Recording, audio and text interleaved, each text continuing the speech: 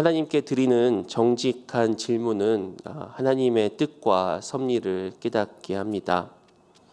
우리에게 주시는 은혜 중에 깨닫게 하는 은혜가 있습니다. 우리는 지난 몇 달간 욥을 통하여 고난의 섭리를 함께 묵상하였습니다. 이러한 고난이 고통스러운 이유 중 하나는 고난의 의미를 깨닫지 못하기 때문입니다. 즉 하나님께서 이 욥이 수세월 동안 지나는 이러한 고난 가운데서도 침묵하셨던 그러한 일들이 결국 욥을 더욱더 고통스럽게 하였다는 것을 우리는 욥기를 통해서 함께 살펴보았습니다. 우리가 지금 함께 읽었던 이 하박국 말씀 역시도 이스라엘 민족이 앞으로 당할 고난에 대해서 하나님의 섭리를 깨닫고자 합니다.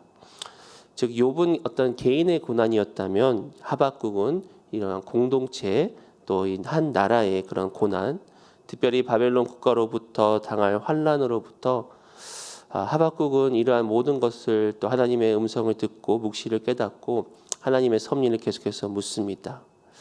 특별히 하박국 선지자는 하나님께서 이 바벨론을 들어서 패역한 이스라엘을 징계하시겠다는 그런 하나님의 선언 앞에서 하나님을 이해하지 못하였습니다. 어떻게 이 바벨론과 같이 무자비하고 또 이스라엘보다 더 악한 이 나라를 하나님께서 쓰실까? 그리고 이런 악한 나라를 들어서 하나님의 백성 이스라엘을 징계하실까? 이것이 정말 하나님의 섭리가 옳고 정의로운가라고 하나님께 반문을 하면서 계속해서 하나님의 뜻을 묻는 그런 질문을 우리는 1장을 통해서 우리는 보아왔습니다. 그리고 하나님께서는 2장 전체를 통해서 이 하박국에게 하나님의 뜻을 말씀해 주십니다. 또한 하나님의 섭리를 말씀해 주십니다. 이처럼 하나님은 우리에게 말씀하시는 분이십니다. 그러므로 때로는 하나님 앞에 이러한 정직한 질문이 중요하다는 것을 우리가 깨닫게 됩니다. 하나님의 섭리 앞에서 우리는 모든 것을 다 이해할 수 없지만 계속해서 하나님의 뜻을 묻는 질문은 오히려 하나님의 뜻을 발견하고 또 깨닫는 은혜를 얻게 됩니다. 또한 하나님께 질문하며 기도하는 가운데 우리는 우리가 바라보는 관점에서 또 하나님이 바라보시는 관점으로 우리는 변화할 수가 있습니다. 하박국은 그의 좁은 시야로 지금 그 나라를 바라보며 또 바벨론을 바라봤을 때 하나님의 올바른 섭리를 이해하지 못하였습니다.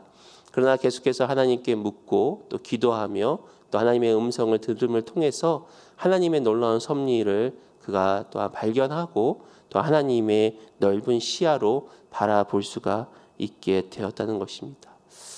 우리가 어제 같이 읽었던 본문, 묵상했던 본문 2장 앞부분에 이 하박국은 하나님 앞에서 자신을 이 성루에서 선 파수꾼과 같이 하나님의 응답을 기다리겠다라고 그가 고백을 하면서 그때 하나님은 하박국에게 말씀하십니다. 혹시 성경이나 아니면 이 생명의 삶 큐티지가 있으시면 그 전례를 좀 같이 봤으면 좋겠습니다. 하박국 2장 2절에서 4절입니다. 제가 읽겠습니다. 여호와께서 내게 대답하여 이르시되 너는 이 묵시를 기록하여 판에 명백히 새기되 달려가면서도 읽을 수 있게 하라. 이 묵시는 정한 때가 있나니 그 종말이 속히 이르겠고 결코 거짓되지 아니하리라. 비록 더딜지라도 기다리라. 지체되지 않고 반드시 응하리라. 보라, 그의 마음은 교만하며 그 속에 정직하지 못하나 의인은 그의 믿음으로 말미암아 살리라. 어떻게 보면 2장 전체의 주제와 같은 이 말씀을 우리가 한번 살펴보고 오늘 본문을 들어가는 게 더 좀 은혜가 있고 도움이 될 것 같아서 여러분들과 나누기 원합니다. 바로 이 하박국의 질문 앞에 하나님은 말씀을 합니다. 너는 이 묵시를 기록하여 명백히 새기라. 그래서 달려가면서도 읽을 수 있게 하라. 라고 말씀하시면서 이 모든 묵시는 정한 때가 있다라고 말씀하십니다. 결국 하나님의 섭리는 정한 때가 있다. 하나님의 때에 하나님의 방법으로 이루신다고 말씀을 하고 있습니다. 그리고 그것이 분명히 속히 이루겠고 결코 거짓되지 않을 것이다. 바로 이런 하나님의 뜻은 진실된 하나님의 뜻을 말씀을 하시면서 비록 더딜지라도 기다리라. 지체되지 않고 반드시 응하리라라고 이 하박국에게 확신의 말씀을 주십니다. 그러면서 이 바벨론 또 이스라엘이 하나님 앞에 패역하고 또 하나님께서 이 바벨론을 통해서 심판을 하시지만 결국 정작 중요한 것은 바로 의인은 그의 믿음으로 말미암아 살리라. 하나님께서 이 하박국이 지금 계속해서 하나님의 섭리를 이해하지 못하고 어떻게 이 바벨론을 들어서 사용하십니까? 라고 하나님께 질문하실 때 하나님의 말씀은 의인은 믿음으로 살 것이다. 의인은 하나님을 바라보고 하나님의 섭리를 신뢰함으로 살 것이다 라고 그렇게 말씀을 하고 있는 것입니다. 결국 하나님께서는 이제 2장 전체를 통해서 바벨론도 심판할 것이다 라고 하박국에게 말씀을 하시면서 크게 이 5가지의 이유를 들어가시면서 말씀을 하십니다. 하나님은 때로는 침묵하실 때가 있습니다. 특별히 우리가 당하는 고난과 환난 가운데 기도의 응답이 더디 될 것과 같은 그런 일들을 경험할 때가 참 많습니다. 그러나 이 욥이나 또 하박국처럼 그들은 하나님의 말씀을 직접 들어야 했고 또 하나님의 계시를 받아야 했지만 지금을 사는 저와 여러분들은 하나님의 기록된 성경 말씀이 있습니다. 그렇기 때문에 우리가 하나님이 침묵하신다라는 의미는 어떻게 보면 어떤 우리의 기도의 응답에 침묵하시고 또 상황 가운데 우리가 기대하고 또 하나님께 바라는 것들로 이루어지지 않는 것이지 하나님의 말씀이 없을 수는 없다라는 것이죠. 즉 우리가 하나님의 뜻을 깨달으려면 바로 이 적혀진 이 성경 하나님의 말씀을 들여다 볼 때 우리는 하나님의 뜻을 깨달을 수가 있습니다. 그래서 하나님께서는 이 하박국에게 이 묵시를 기록하라라고 말씀을 하십니다. 그러니까 우리가 지금을 사는 우리들에게는 하나님이 침묵하신다는 의미는 그 당시처럼 하나님이 전혀 말씀이 없으셨다라는 의미보다는 단지 삶 가운데서 아직 하나님의 역사하시는 것을 바라보지 못할 뿐 우리는 계속해서 하나님이 침묵하시는 가운데서도 이 하나님의 말씀을 붙잡을 수가 있다라는 것이죠. 그것이 곧 우리에게 주시는 깨달음의 은혜요, 또 하나님의 또 뜻을 우리가 발견할 수가 있는 것입니다. 어떻게 보면 지금이야말로 이러한 하나님의 섭리와 하나님의 주권을 우리는 신뢰해야 할 때라고 생각이 듭니다. 참 어려운 시간들을 보내고 있습니다.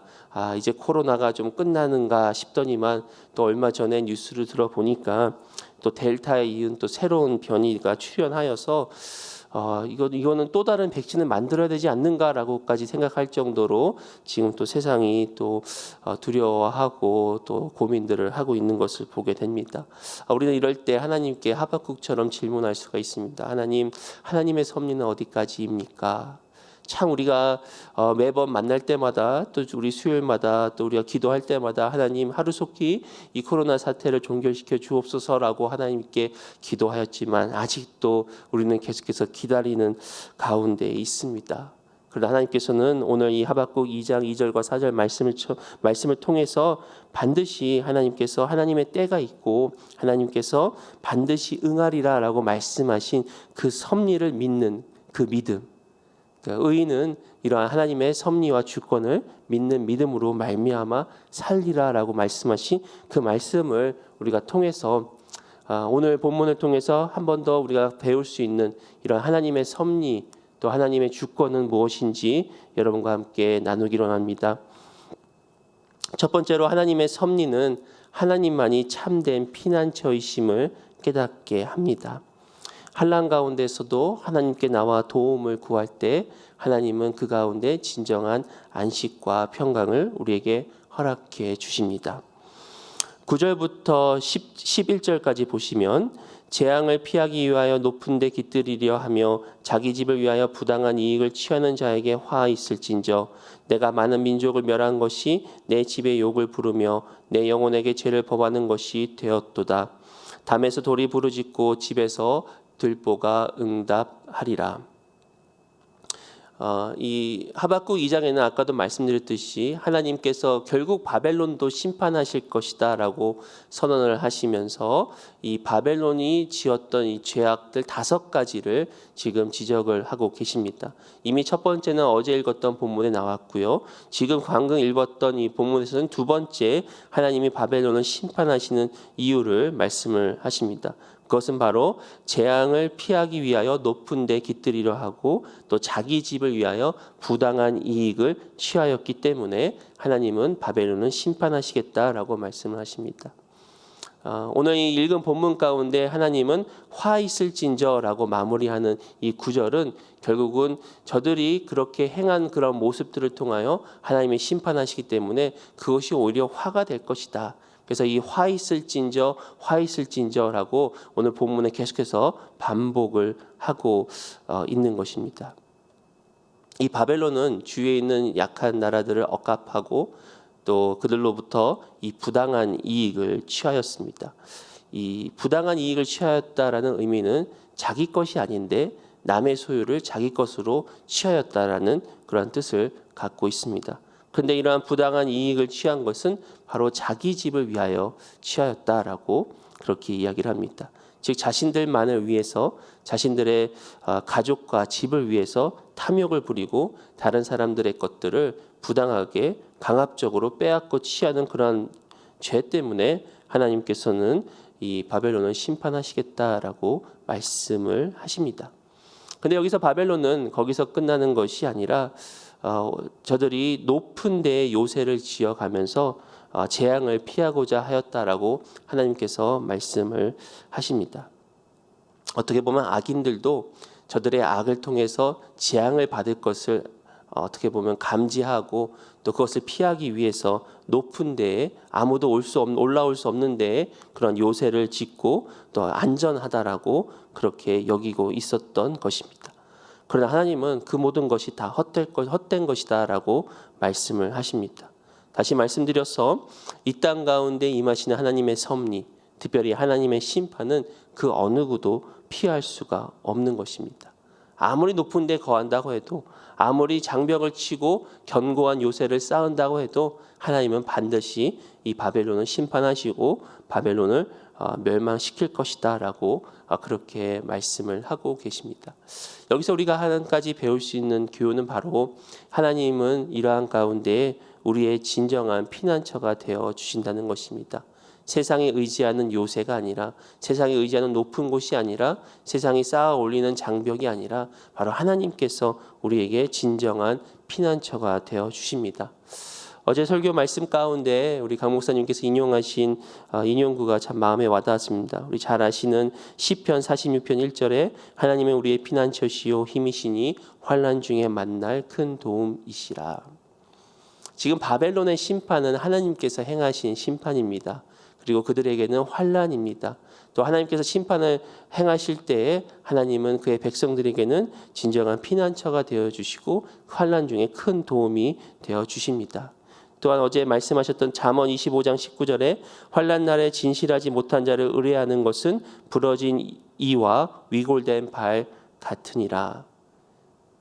그러니까 이 바벨론이 지금 환난을 당한 것 앞에서 자신들이 스스로 높은 데에 요새를 짓고 있는 것은 어떻게 보면 부러진 이와 이 위골된 발 같은 것들, 이런 헛된 것들을 의지하고 의뢰하는 저들의 어리석음을 우리는 볼 수가 있습니다.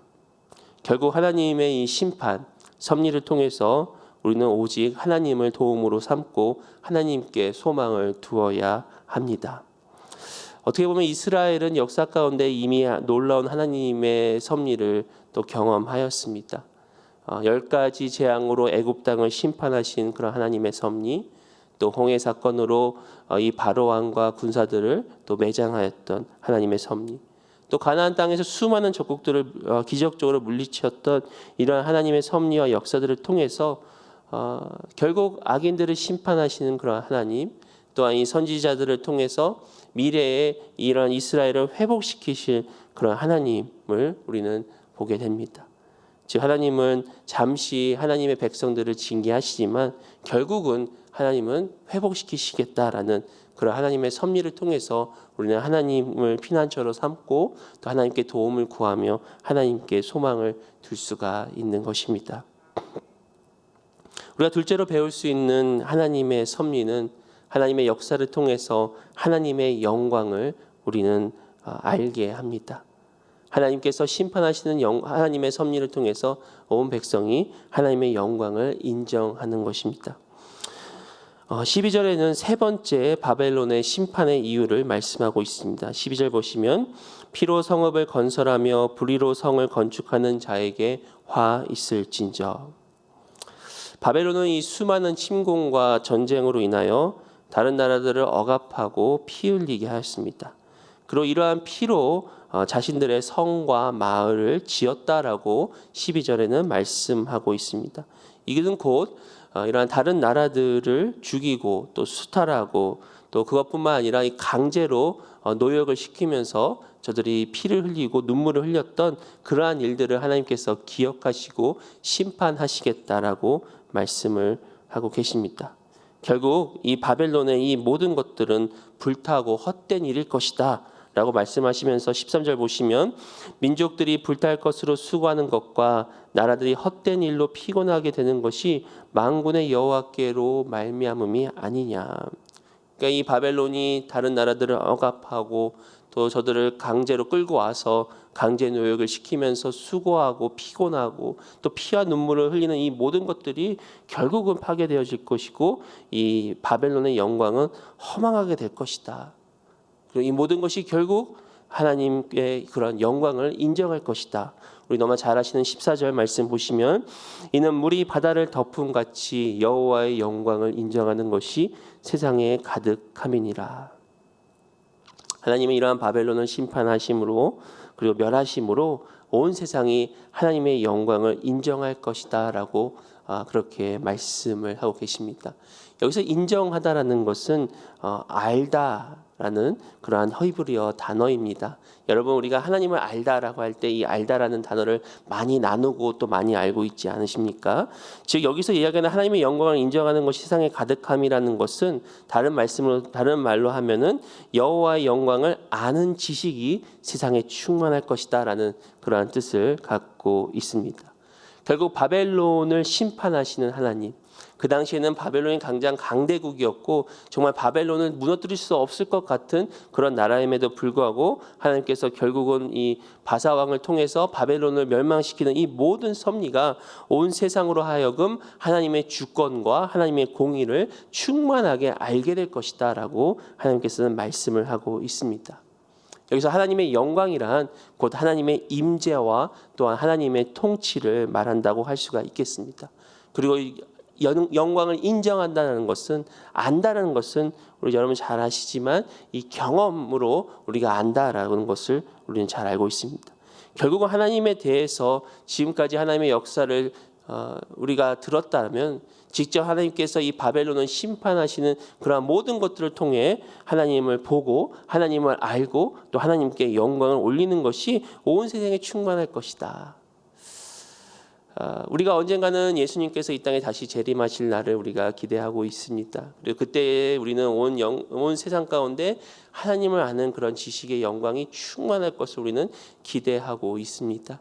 또한 이러한 지금 코로나 사태를 우리가 지나가면서 계속해서 기도하는 것은 하나님께서 이러한 코로나 사태 가운데 계시고 또 이 온 땅을 붙잡고 계시는 그런 하나님의 섭리를 통해서 정말 온 열방이 정말 하나님의 그런 영광을 알도록 인정하도록 주여 역사에 주옵소서 우리는 함께 기도하고 있는 것입니다. 이 물이 바다 덮는다라는 표현이 어떻게 물이 바다를 덮을까라고 우리가 늘 좀 생각을 하고 저도 이 구절을 볼 때마다 어떻게 물이 바다를 덮지라는 그런 의문을 갖게 되었는데 문득 생각났던 이 구약의 사건 중에 이 노아의 홍수 사건이 생각이 났습니다. 바로 이 노아의 홍수 사건이야말로 물이 바다를 덮었던 그런 사건입니다.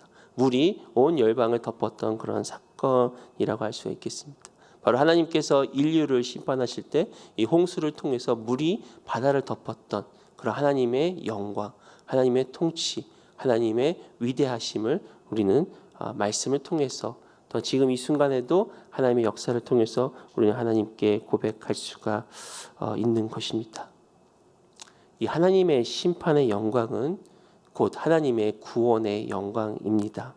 다시 말씀드려서 하나님의 심판은 특히 이 바벨론과 같이 악인들을 심판하시는 하나님의 심판은 결국 억압당하는 자들을 외면하지 아니하시고 긍휼히 여기시는 하나님의 구원의 은혜를 경험할 수가 있습니다.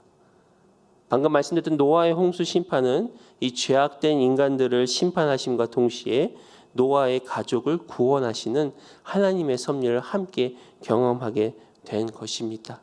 그러면 하나님께서 이 땅을 심판하신다는 것은 바로 하나님을 우리가 예수님을 영접하고 또 하나님의 자녀된 저와 여러분들에게는 하나님의 구원의 영광을 함께 바라볼 수가 있는 것입니다. 그렇기 때문에 이 하박국 2장 4절에 의인은 그의 믿음으로 말미암아 살리라라는 그 말씀이 지금 환난 가운데 또 고난 가운데 우리를 구원하시는 또 하나님의 사랑하는 자녀들, 하나님의 백성들을 구원하시는 그런 하나님의 영광을 바라보는 그 믿음으로 말미암아 우리가 살 수 있다라고 다시 한번 하박국을 통해서 우리에게 말씀하고 계십니다. 그러므로 하나님의 이러한 섭리, 심판은 곧 하나님의 영광을 아는 지식이 이 땅에 충만할 것을 우리가 기대하며 함께 나아가기를 소원합니다. 또 세 번째로 알 수 있는 이 하나님의 섭리는 우리로 하여금 하나님의 이 거룩함을 구하게 합니다. 네 번째로 바벨론을 심판하는 그 이유에 대해서 15절에게 말씀하고 있습니다. 15절 보시면 이웃에게 술을 마시게 하되 자기의 분노를 더하여 그에게 취하게 하고 그 하체를 드러내려 하는 자에게 화 있을진저. 여기서 하나님은 이 바벨론이 이런 다른 사람들을 이웃을 술 취하게 하고 술을 마시게 하고 또 폭력을 통해서 욕을 보이는 이러한 모든 것들로 인하여 하나님이 심판을 하시겠다라고 말씀합니다. 또 이런 폭력을 휘둘러서 사람과 짐승을 죽이고 또 이웃을 약탈하고 파괴할 뿐만이 아니라 결국은 스스로가 멸망하게끔 그들을 유혹하는 그런 모습들을 보게 됩니다. 그러면서 하나님께서 16절에 보시면 내게 영광이 아니요 수치가 가득한즉 너도 마시고 너의 할례 받지 아니한 것을 드러내라. 여호와의 오른손의 잔이 내게로 돌아올 것이라. 더러운 욕이 내 영광을 가리리라. 이런 하나님을 떠난 세상의 영광은 결국 수치가 가득하다는 것을 우리는 배우게 됩니다. 하나님의 거룩함을 떠난 것들은 결국 더러운 것들이라고 할 수가 있겠습니다. 이 바벨론 나라는 어떤 세상의 향락을 따랐습니다. 자신들만 술 취한 뿐만이 아니라 다른 나라들도 술 취하게 만들고 그러한 스스로 멸망하도록 그런 이끄는 모습을 우리는 말씀을 통해서 봅니다. 결국 하나님의 이러한 섭리를 통해서 심판을 통해서 우리가 깨닫는 것은 우리가 진정으로 구해야 될 것은 바로 하나님의 거룩이라는 것입니다. 세상의 향락이 아니라 세상의 쾌락이 아니라 하나님의 거룩을 구하는 삶이야말로 진정한 하나님의 백성의 삶인 줄 믿습니다. 하나님은 때로는 우리 고난을 통해서 우리를 정결케 하십니다. 욥도 고백했듯이 하나님께서 우리를 연단시키신다라는 것은 결국 고난을 통해서 우리가 바라보고 있었던 이 세상의 것들로부터 우리가 눈을 들어 하나님을 바라보게 하는 것입니다. 세상이 주었던 어떤 쾌락으로부터 우리가 눈을 돌려 하나님의 거룩을 바라보게 하는 것입니다. 이처럼 하나님의 거룩을 좇는 것, 세상의 더러움과 수치가 아닌 하나님의 거룩함을 우리가 함께 나아갈 때 정결한 하나님의 백성으로 우리가 연단되어져 나가는 것입니다. 결국 하나님은 이 모든 것을 행함대로 갚으시겠다라고 말씀하시면서 세상의 모든 것이 헛되고 또 세상의 이러한 쾌락들이 수치스럽고 또 우리가 하나님의 거룩을 좇음으로 더러움을 떠나서 살라라고 하나님께서는 계속해서 말씀을 하고 계십니다. 또 우리가 네 번째로 배울 수 있는 하나님의 섭리는 우리가 우상에게로부터 눈을 돌려 하나님께로 눈을 돌리게 한다는 것입니다. 이 18절과 19절은 하나님께서 바벨론에게 마지막 심판의 이유에 대해서 저들의 우상 숭배에 대해 말씀을 하십니다. 18절과 19절 보시면 생긴 우상은 그 새겨 만든 자에게 무엇이 유익하겠느냐 부어 만든 우상은 거짓 스승이라. 만든 자가 이 말하지 못하는 우상을 의지하니 무엇이 유익하겠느냐. 나무에게 깨라 하며 말하지 못하는 돌에게 일어나라 하는 자에게 화 있을진저 그것이 교훈을 베풀겠느냐. 보라, 이는 금과 은으로 입힌 것인즉 그 손에는 생기가 도무지 없느니라. 결국 바벨론 나라가 하나님의 심판을 받는 또 다른 이유, 어떻게 보면 궁극적인 이유는 바로 그들이 하나님을 떠나서 우상을 섬겼기 때문입니다. 그러나 하나님은 이 새긴 우상이 무엇이 유익하냐라고 말씀을 합니다. 그리고 그러한 새긴 우상은 거짓 스승이고 말하지 못하는 것이기 때문에 우상을 의지하는 것이 무엇이 유익하냐라고 하나님께서는 말씀을 하고 있습니다. 그러므로 이러한 하나님의 심판과 섭리는 이 우상으로부터 하나님께 눈을 돌리게 합니다. 그리고 하나님만을 바라보게 하는 것입니다. 이번에 이게 팬데믹을 겪으면서 우리가 참 많은 생각들을 하게 되었습니다. 또 신앙의 본질에 대해서도 좀 생각해 보게 되었습니다. 많은 것들이 우리가 할 수 없는 그런 상황에 있고 또 함께 모일 수 없는 상황에 있고 많은 삶의 그런 제약들이 있다 보니까 정작 중요한 것이 무엇인가라는 생각을 많이 하게 되었고 또 교회의 사역들도 우리가 더욱더 예배에 집중하며 기도에 집중하며 또 본질에 집중하게 되었습니다. 어떻게 보면은 우리가 세상에 의지하는 모든 것들, 하나님을 떠나서 의지하는 모든 것들이 결국 우상이라고 할 수가 있겠습니다. 이러한 우상은 결국 우리 인간의 그런 죄된 욕망을 보여주는 것들입니다. 이 우상이란 것은 결국 자기 중심적인 그런 삶을 사는 것이라고 할 수가 있겠습니다. 하나님은 이러한 섭리와 또 심판을 통해서 이러한 우상들을 내려놓게 하십니다. 우리가 의지했던 것을 내려놓게 함으로 하나님은 오직 하나님만을 바라보고 하나님을 신뢰하게 하는 것입니다. 결국 이 땅의 진정한 창조주는 우리 하나님이십니다. 우리는 창조물을 섬길 수가 없습니다. 피조물을 섬길 수가 없습니다. 그러나 우리는 인간은 어리석게도 하나님이 아닌 다른 것들을 새겨서 우상을 만드는 그런 어리석음을 행할 때가 참 많이 있습니다. 지난 며칠간 땡스기빙 그런 휴일을 맞이하여서 가족들과 데스밸리에 가서 캠핑을 하게 되었습니다. 처음으로 아이들과 이렇게 캠핑을 하면서 참 즐거운 시간이었는데요. 이 데스밸리라는 그 지역이 그렇게 참 웅장하고 또 볼 것이 많은 곳인지 잘 몰랐습니다. 이런 수많은 그런 웅장한 바위와 또 산과 또 심지어는 거대한 분화구도 있고 또 모래산도 있고 그 아이들과 이 곳곳을 돌아보면서 정말 이 데스밸리라는 그 이름처럼 정말 황량한 그런 광야 사막과 같은 지역에도 또 인간이 보고 정말 경이로울 만큼 그런 웅장한 것들을 우리가 바라보게 되었는데 이게 곳곳에 가다 보니까 이렇게 돌을 쌓아 올리는 것들을 좀 보게 되었습니다. 어떻게 보면은 이런 세상 사람들은 자연의 것들을 보면서 그 자연의 웅장함 앞에서 오히려 자연을 섬기는 그런 모습을 보지만 우리 믿는 성도들은 이 웅장한 자연 뒤에 계시는 하나님의 손길을 바라볼 수가 있습니다. 결국 이 모든 것을 창조하신 그런 하나님의 손, 이 코로나 시대를 거치면서 결국 이 모든 것을 세상의 그 어떤 기술과 세상의 어떤 의료 기술로도 이 코로나를 우리가 지금 막지 못하고 1년, 2년 이렇게 세월을 흘러가는 것을 보면서 결국 이 모든 것 위에 계시는 그런 하나님의 그 영광, 우리가 의지하고 있었던, 우리가 숭배하고 있었던 우상들을 버리고 하나님께로 나아갈 수 있는 그런 계기가 되는 것이 아닌가라는 그런 생각을 하게 됩니다.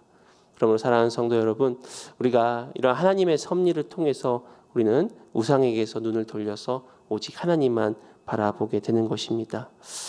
말씀 마침으로 여러분 20절에 보시면 오직 여호와는 그 성전에 계시니 온 땅은 그 앞에서 잠잠할지니라 하시니라.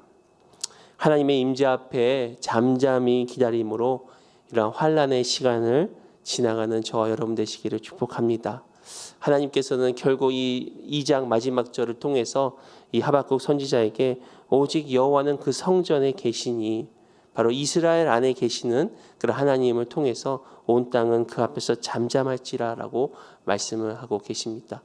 우리가 하나님의 주권과 하나님의 섭리를 깨닫고 또 그것을 신뢰하면서 이 시간들 가운데 분명히 하나님이 역사하신다는 것을 우리가 깨닫고 또 하나님의 섭리를 통해서 우리는 오히려 하나님만이 진정한 피난처가 되시고 또 하나님의 영광을 아는 지식이 온 땅에 충만할 것을 기대하며 또 우리가 이 세상의 우상들로부터 눈을 들고 또 이 세상의 쾌락으로부터 떠나서 하나님의 거룩함을 쫓는 그러한 저와 여러분들 될 때 잠잠히 주님을 기다리며 하나님의 일을 바라보는 저와 여러분 되시기를 예수의 이름으로 축원드립니다.